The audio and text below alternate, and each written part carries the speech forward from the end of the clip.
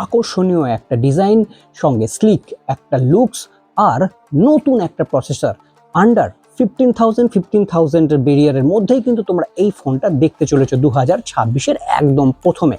আর 2025-এও Poco কিন্তু যথেষ্ট ভালো পারফরমেন্স করেছিল, কিন্তু এই সেগমেন্ট এই 15,000-এর পোকো M8-এ কি নতুনত্ব রয়েছে, কোনটা তোমাদেরকে সারপ্রাইজ করবে, কোনটা বেটার কোনটা খারাপ হয়েছে, সমস্ত ডিটেলস রিভিউ এই ভিডিওতে তোমাদের সামনে তুলে আনছি। আশা করি ভিডিওটা ভালো লাগবে, ভালো লাগলে অবশ্যই লাইক শেয়ার কমেন্ট করতে ভুলো না।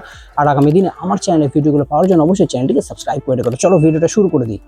এই ফোনটা দেখলে কেউ বিশ্বাস করবে না যে এটা 15,000 সেগমেন্টে এই ফোনটা পাওয়া যেতে পারে, কারণ slick design, AMOLED curve display, সঙ্গে স্ন্যাপড্রাগনের একটা দুর্দান্ত প্রসেসর, সব কিছু মিলিয়ে পোকো M8 আসলে কতটা পাওয়ারফুল চলো এই ভিডিওতে তোমাদেরকে সেটাই ডিসক্লোজ করি।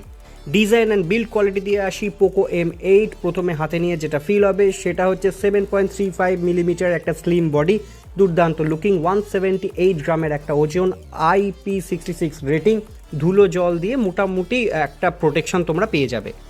ডিসপ্লে সেগমেন্টের দিকে আসি। 6.77 ইঞ্চেসের একটা curved AMOLED display, 120 hertz refresh রেটের সঙ্গে 3200 নিটসের একটা পিক ব্রাইটনেস, আউটডোরে ব্যবহার করতে কোনো রকম সমস্যা কিন্তু হবে না। পারফরমেন্সের দিক থেকে যদি বলো তাহলে স্ন্যাপড্রাগন 6 Gen 3-এর একটা প্রসেসর তোমরা একটা দেখতে পাচ্ছ।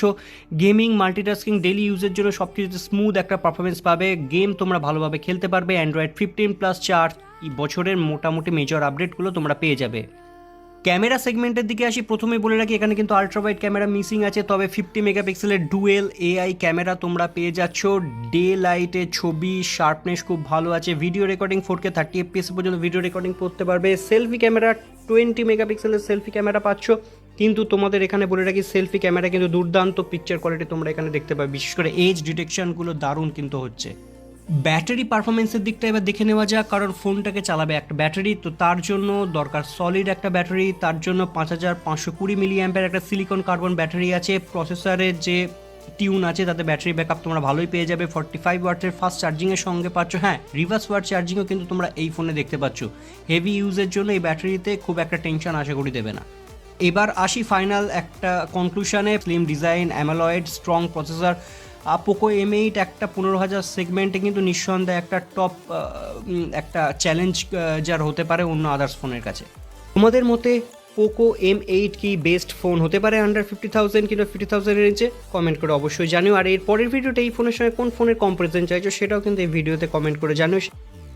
আর হ্যাঁ, ভিডিওটা ভালো লাগলে লাইক শেয়ার কমেন্ট করতে ভুলো না। আর আগামী দিনে আমার চ্যানেলের ভিডিওগুলো পাওয়ার জন্য অবশ্যই চ্যানেলটিকে সাবস্ক্রাইব করে রেখো, পাশে থাকা বেল আইকনটিকে ক্লিক করে রেখো। দেখা হচ্ছে খুব তাড়াতাড়ি পরের ভিডিও নিয়ে।